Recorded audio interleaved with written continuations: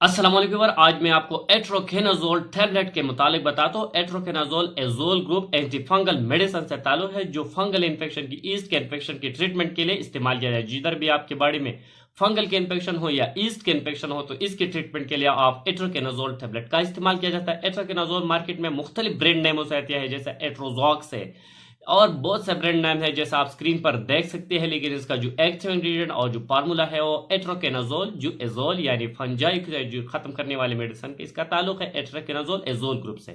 Anti fungal medicine है। यह market में 100 मिलीग्राम, 200 मिलीग्राम और 600 मिलीग्राम की स्ट्रेंथ पे आती है। ये मेडिसिन फंगल के इन्फेक्शन की ट्रीटमेंट के लिए फंजाई की वजह से जो इन्फेक्शन होती है इसके खत्म करने के लिए इस्तेमाल होता है। फंजाई में जो स्किन में इन्फेक्शन होती है इसकी अलामत ये होती है कि इसमें एक धब्बा बन जाता है, गोल सा धब्बा, और एक धब्बा खारिश कर रहा है। फंगल इन्फेक्शन की सबसे बड़ा साइन और अलामत होते हैं कि इस इन्फेक्शन में खारिश होती है। जब खारिश होती है जो इन्फेक्शन में तो आपको पता होना होगा कि ये फंगल इन्फेक्शन है और इसका इलाज एंटीबायोटिक नहीं है बल्कि एंटी फंगल मेडिसिन का इस्तेमाल करना होगा। आज मैं आपको एट्रोकेनाजोल पर कंप्लीट रिव्यू दूंगा जैसे एट्रोजॉक्स है।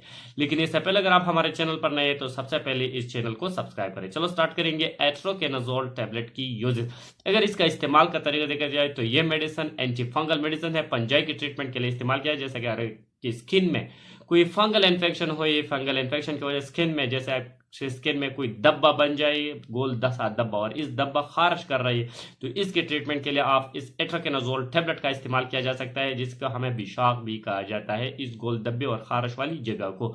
तो इस पे खत्म करने के लिए आप इस मेडिसिन का इस्तेमाल किया जाता है। ओरल जो इन्फेक्शन होती है फंगल की, ओरल कैंडिडियासिस होती है, आपकी जबान में, आपकी होंठों में, आपकी गम्स में कोई फंगल इन्फेक्शन हुई जिसकी वजह से जो सफ़ेद सफ़ेद दाने और गोल धब्बे बन जाते हैं आपकी मुंह के अंदर, जो ये भी फंगल इन्फेक्शन की वजह से होती है। इसके ट्रीटमेंट के लिए भी आप इस मेडिसिन का इस्तेमाल किया जाता है। अगर आपकी नाखून, पाँव और उंगली की नाखून में कोई इन्फेक्शन होती है, जख्म लगी हुई है, टूटती है, तो इसके ट्रीटमेंट के लिए भी आप इस मेडिसिन का इस्तेमाल किया जा सकता है, क्योंकि ये नाखून में जो इन्फेक्शन होते हैं ये भी फंगल इन्फेक्शन की वजह से होते हैं। जेनिटल एरिया में जो फेल्विक एरिया है इसमें खारिश होती है, फंगल इन्फेक्शन होती है, वेजाइनल कैंडिडियासिस होती है।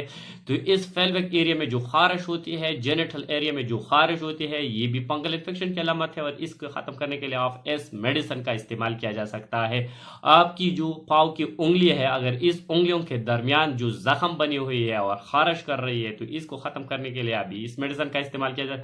अगर आपकी बालों में जो खुश्की होती है या खारिश होती है या इन्फेक्शन होती है, ये भी फंगल इन्फेक्शन की वजह से होती है।